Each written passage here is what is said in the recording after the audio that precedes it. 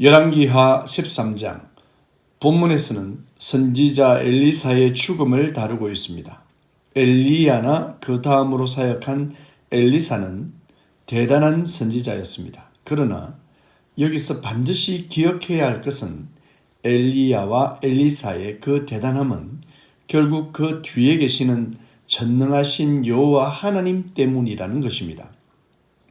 즉 엘리야와 엘리사에게 집중하지 말아야 하며 하나님에게 집중해야 한다는 것입니다. 또한 엘리야와 엘리사 자신도 그들에게 있는 능력을 자신의 것으로 간주하고 자신의 영광과 힘으로 생각하지 말아야 하는 것입니다.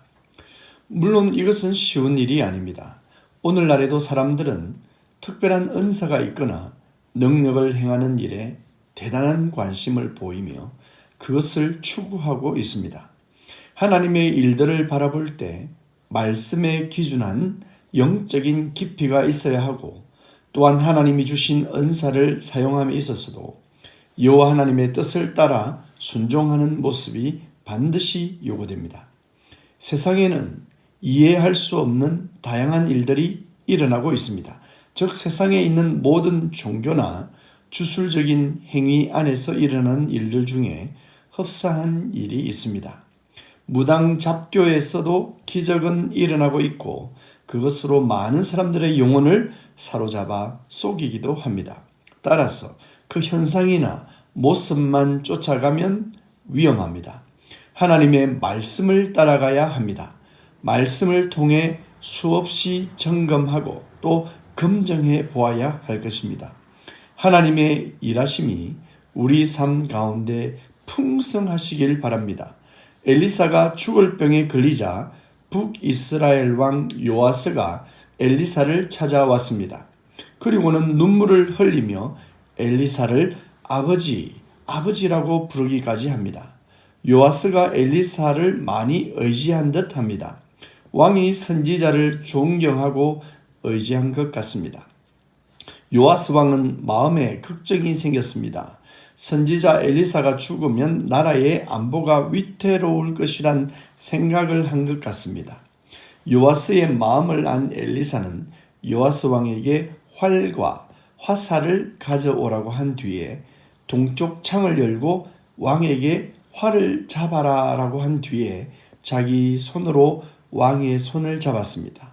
왕의 손 위에 엘리사의 손을 얹은 것입니다. 그리고는 화살을 쏘라고 합니다.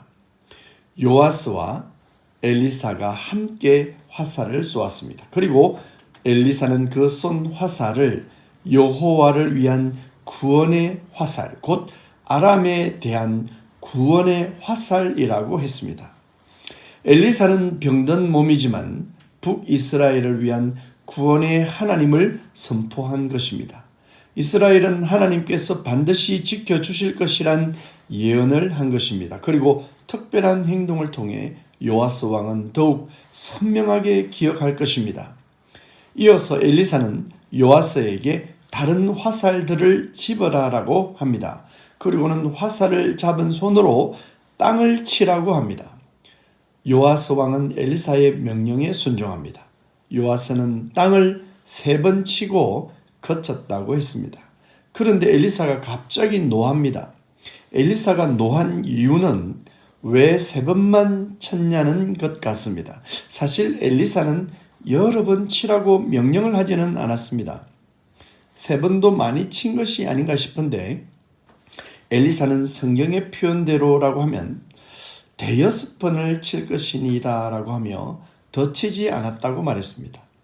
왜냐하면 더 쳤으면 아람을 완전하게 진멸했을 것이란 설명을 합니다. 듣고 보니 미리 알려주었으면 왕도 수없이 쳤을 것입니다. 엘리사는 이스라엘이 아람을 3번 치게 될 것이라고 예언합니다. 우리가 성경의 내용들을 어떻게 다 알 수 있겠습니까? 그러나 이 이야기가 주는 교훈은 하나님의 구원의 능력을 확실하게 믿고 적극적으로 순종하는 자세를 요구하는 것 같습니다.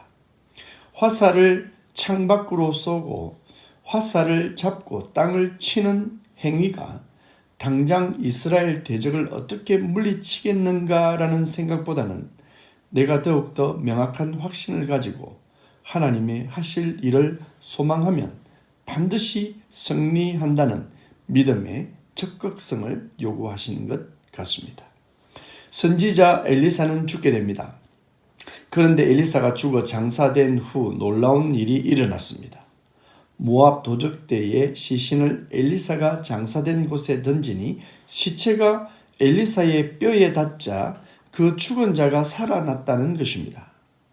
죽은 엘리사가 역시 대단한 것일까요? 아닙니다. 죽은 엘리사가 대단한 것이 아니라 죽은 뼈로도 생명을 살리시는 분이 하나님이신 것을 성경은 말씀하고 있는 것입니다.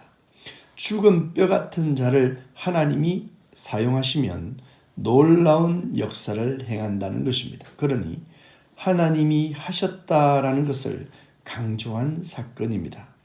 이 말씀을 오해하면 대단한 사역자의 죽음 이후에 그 유고를 섬기거나 위대한 업적을 행한 자의 유품을 섬기는 잘못을 범하게 되기도 합니다. 따라서 선지자의 그 예언의 출처와 기적과 이적의 출처가 여호와 하나님이신 것을 분명하게 알아야 할 것입니다. 이어서 성경은 아브라함과 이삭과 야곱과 더불어 세우신 언약 때문에 이스라엘에게 은혜를 베풀고 불쌍하게 여기신다고 말씀하십니다. 그러한 맥락에서 엘리사의 예언이 성취됩니다. 언약을 따라서 예언이 성취되는 것입니다. 엘리사의 예언대로 요아스가 아람을 치고 빼앗겼던 성읍을 되찾고 이스라엘을 회복하게 됩니다. 여러분, 오늘도 우리를 구원하시는 분은 오직 하나님 한 분뿐입니다. 그 한 분 하나님의 구원의 길은 예수 그리스도입니다. 이것을 알게 하시고 우리에게 입으로 시인하게 하시는 분은 성령 하나님이십니다. 사람에게 집중하지 마시고 나타나는 현상을 따르지 마시고 그 언약을 즉 하나님의 말씀에 집중하시는 건강한 성도들이 되기를 간절히 바랍니다.